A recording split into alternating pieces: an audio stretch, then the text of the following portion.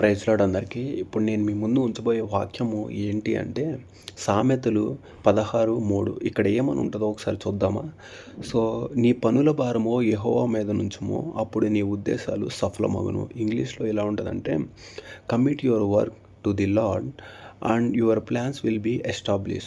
So, దేవుడు ఏం చెప్తున్నాడు అంటే, మీరు ఏవైతే కార్యాలు తలంచుతున్నారో, ఏవైతే పనులు మీరు చేయాలనుకుంటున్నారో, ఏవైతే క్రియలు మీరు ఆలోచన చేస్తూ ఉన్నారో అవి జరగాలని. సో, మన సొంత ఆలోచనలు బట్టి, మన సొంత జ్ఞానం బట్టి ఏం చేసినా అది కొన్ని సార్లు విఫలమయ్యే అవకాశం ఉంది. కానీ దేవుడు ఏం చెప్తున్నాడంటే, నీకున్నంత భారమంతా అది పనుల మీద నువ్వు ఉంచే భారమై ఉండొచ్చు. నీ సొంత కార్యాల వల్ల నువ్వు తెచ్చుకున్న భారమై ఉండొచ్చు. ఎటువంటి భారం నువ్వు మోస్తున్నావో నాకు తెలీదు. ఆ భారాన్ని ఇప్పుడు దేవుని మీద ఉంచు. దేవుని మీద నీ భారమంతా ఆయన మీద ఉంచి నువ్వు పనులనేవి కొనసాగించు. నువ్వు ఏదైతే పని చేస్తావో, ఏదైతే కార్యం నువ్వు చేయాలని తలపెడతావో, అవన్నీ మనం ముందు దేవుని మీద భారంగా ఉంచామనుకో, ఆయన అనేవి మన ఆలోచనలను స్థిరపరుస్తాడనమాట.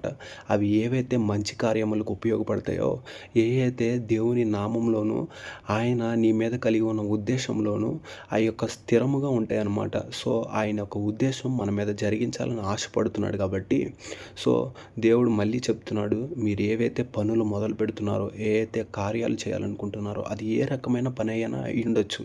ఉద్యోగాలకు అప్లై చేయడమో, పలానా పని మీరు స్టార్ట్ చేయాలనుకోవడమో, లేకపోతే పలానా ఒక క్రియ అనేది మీరు చేయాలనుకోవడమో, మీరు ఏమి చేసినప్పటికీ ఆయన మీద భారం ఉంచుదాం.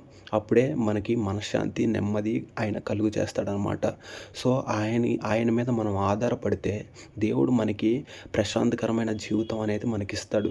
అప్పుడే మన జీవితంలో సక్సెస్ అవ్వగలుగుతాము. సో, ఈ చిన్ని మాట దేవుడు దీవించునుగాక. ఆమేన్.